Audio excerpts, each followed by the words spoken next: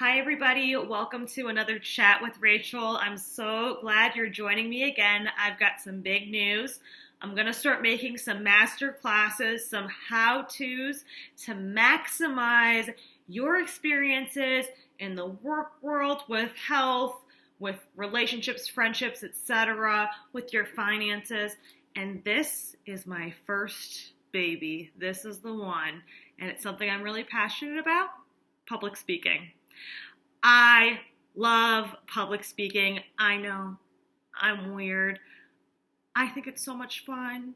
I have some beliefs and strategies to public speaking that I think make it special for me, that make it something that I actually enjoy and I look forward to and I ask for opportunities to do, but I wasn't always this way.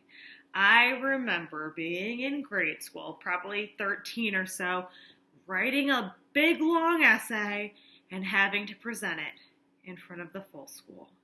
And my parents came at lunchtime to watch me read my speech. All I had to do was read line by line, and I highlighted words where I had to look up at the audience, and then I read, and I looked up at the audience. Terrifying. I did it. I was proud of myself. I got the A or whatever you're supposed to get in 8th grade.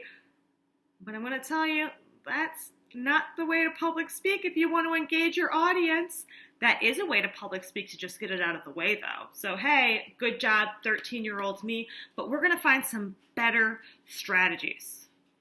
We're going to find the best strategies to maximize your public speaking opportunities, because we know whether you've done it in the past, whether you're doing it now, at the very least, you're going to be doing this in the future at some point in your life. You're going to be giving a toast. You're going to be teaching because you are the master of your area in business. Maybe you'll be giving your children a lecture on how to behave a little bit better. Whatever it is, public speaking is something that comes up for everyone, and there are techniques to doing a great job. Before we get started, though, I want to talk about some assumptions we have with public speaking. We've witnessed a lot of public speakers, on TV. We've seen presidential debates. We've gone to concerts. We've sat in the classroom. We've all sat in the classroom. We're watching someone public speak. They're teaching us. They have a purpose. Now, I don't know about you, but I did a lot of education. I ended up going to law school, loved it, but let me tell you, at least half of those lectures weren't that interesting. They weren't interesting at all. And there was a lie that I was told about public speaking.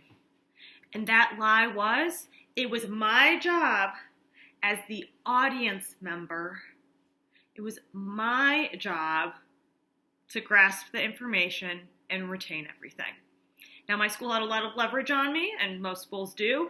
They're going to give you grades. They're going to compare you to your peers. You want to get the A. You want to be top whatever of your class, top 10%, top 25, whatever it may be.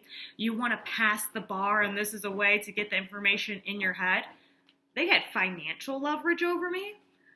I was not working when I was in law school. In fact, I was paying them to work my butt off.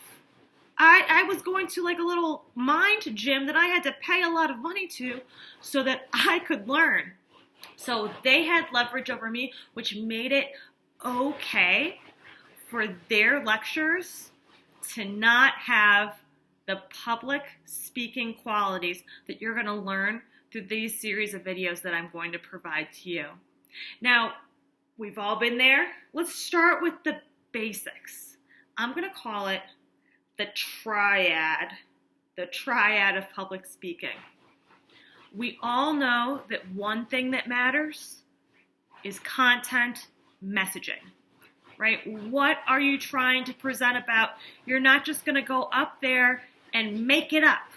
You're going to have something to say. You're going to know the context of it. Even if you're put on the spot and you have to do the toast for the evening, you know that you're giving a toast. You need some messaging. That's where people like to start. They like to start like I did when I was in 8th grade and had to do my public speech with the essay that I wrote with the words that I want to say. But I'm going to tell you, yes, important, but that is not where you want to begin. Before you go there, you need to know about your audience. This is the audience that you are responsible for. They're giving you their most valuable resource, their time. They could be anywhere else.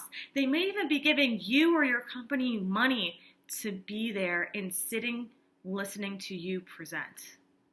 They're giving you their most valuable resource. You better know who they are, what makes them tick, what makes them learn, what content they're looking to receive, how they need to be engaged so that they leave your speech knowing that they spent their time the way they wanted to or the way they needed to.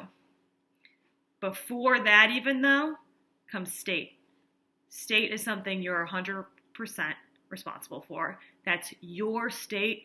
It's the state of the environment that you create with your speech and the state that you grant your audience access to, because you also are responsible for their state when you're public speaking, because you actually have more control. They're looking to you to set the tone. So our triad, one side, state. That's where we need to start. Our next video is going to be all about state, the state you need to be in, your energy level, what you need to bring.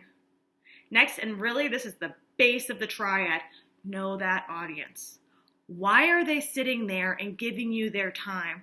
What do they need to get out of this presentation? And our last side, that's our messaging. That's our content. Notice that's only a third of what we're talking about. Only a third of what you need to focus on when you're going to public speak. It's only a portion of what needs to be done. You need those other sides of the triangle for this to work, for this to take its form. So please join me on the next video where we're going to master the state that you need to be in and the state that you need to create in order to have a successful speech. Thank you, and I'll talk to you soon.